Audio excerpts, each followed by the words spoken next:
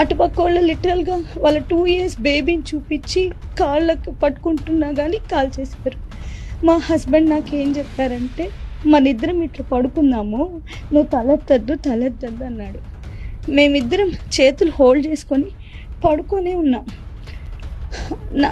ఎవరో అంటే మేము ఎత్తి ఏం చూడలేదు, ఎవరో నడుచుకుంటున్నట్టు వస్తుంది.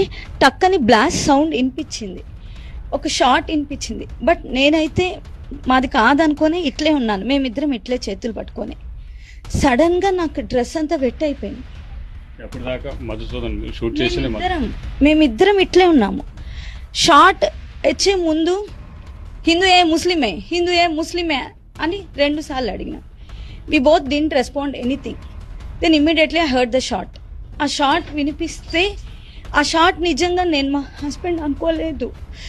బట్ నా బాడీ అంతా వెట్ అయిపోయింది. నేను లేచి చూడగానే his face is full of blood. అప్పుడు నేను వెంటనే పరిగెత్తుకుంటా బయటకు వచ్చినాను. అంటే నాకు తెలుసు నేను రన్ చేస్తే కూడా నన్ను కాల్ చేస్తారని. అయినా నేను పరిగెత్తుకుంటా వచ్చాను. నేను బయటకు రెస్క్యూ వాళ్ళు ఎవరైనా ఉంటారేమో వచ్చాను. నాకు ఎవరు కనిపించలేదు. అక్కడ ఉన్న వాళ్ళు నన్నే కిందకి తీసుకొచ్చి కింద ఆ సిపిఆర్ ఆర్మీకి దగ్గర పెట్టినారు.